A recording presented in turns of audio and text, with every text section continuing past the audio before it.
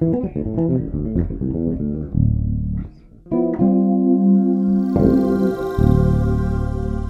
guys, Joe Hubbard here, and welcome to the next episode of Rants and Raves, the place where everything is music-centric.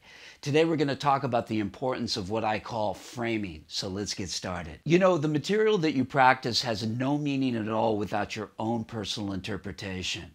The way that you present something musically is paramount when performing because it delineates how something's going to turn out. So what I want you to do is imagine a picture frame that wraps around a painting. And with that in mind, I want you to understand that different people will interpret the painting differently depending upon what surrounds it. So this technique of musical framing is putting what you're playing in the right context to achieve the optimal outcome in the end. Now stay with me. You know, it has to be said that developing technique on the instrument is definitely the beginning stage of truly understanding how to use these musical frames. This is because it's only through the development of your technique that you can cultivate things like tone, time, dynamics, articulation, objective taste, and stylistic interpretation. Without a strong technique developed first, these components will be extremely limited. Each one of these elements can provide you with many different musical frames that you could use as a filter when both practicing or performing. These are the 6 different frames that I use to access the final interpretation of what I play. It's really important to understand that the tone you produce is first and foremost delivered by the way your hands are placed on the instrument. This leads to obtaining better sounding notes along with a clean overall sound. The type of instrument you choose to play on a particular song can also influence tone along with the equalization that you're using.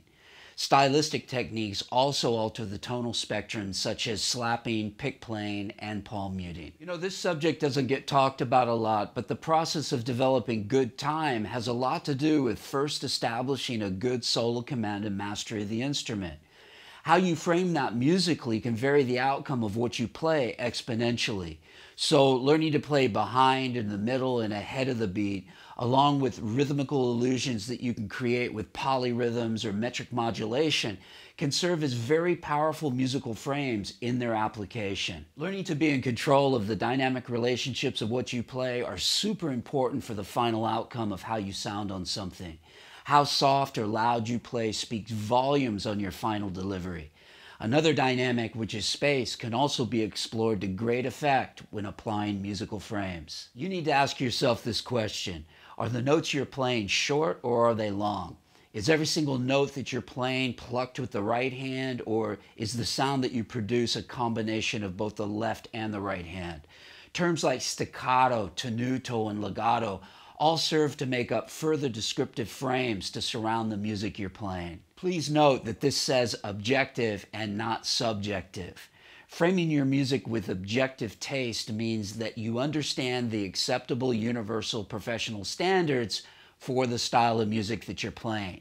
This is going to enable the music to be interpreted as originally intended. The stylistic interpretation frame is being able to adapt what you play into many different stylistic variations. This requires a lot of critical listening along with real-time application.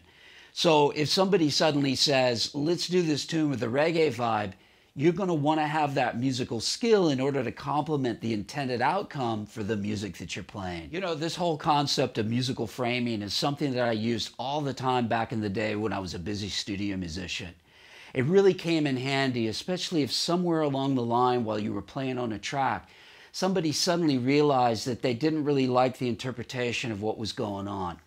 You know, a lot of people would respond like, well, that's my style and that's the way I play, so either like it or lump it. But what I learned is applying musical frames to what you do doesn't necessarily take away from your own personal voice, but it helps you to get closer and closer to the most appropriate interpretation of the tune at any given moment. If you like this lesson today, then you've really got to get my book, How to Practice with Maximum Efficiency.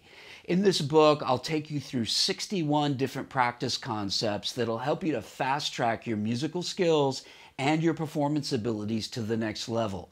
If you're interested in getting this book, then look in the description box below where I'll put the link. If you're interested in becoming a better improvising bass player and learning great musical content from arpeggios to grooves, then subscribe to my channel now. If you like this video today, then be sure to support my channel by giving it a big thumbs up. And if you really like this video, then please check out my books, my membership website, and my Skype lessons. Until next time, practice smart, work hard, and play creatively.